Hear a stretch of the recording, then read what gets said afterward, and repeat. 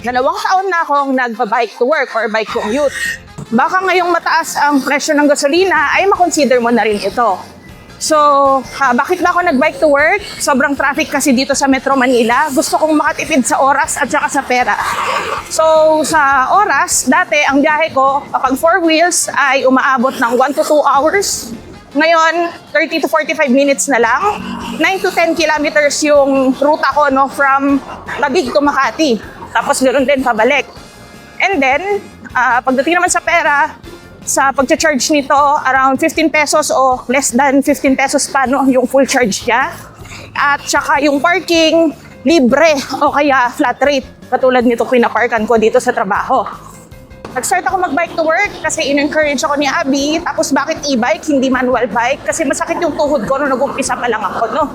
Nahihirapan ako sa paahon. Tapos itong e-bike kasi, hindi ka masyadong pagod. And then, hindi ka masyadong pawis pagdating sa work. So maganda siya. Nandito ako sa bike lane na yon. Dati magaganda pa yung bike lanes, no? Ngayon, hindi na masyado. Ito yung mga tips ko kung gusto mo nang mag-start mag-bike to work. Dapat meron ka pala yung alam sa basic traffic rules. Tapos, sa day na wala kang pasok, alamin mo na yung ruta, mag-scout ka na, no? Tarangin mo kung may parking, safe ba.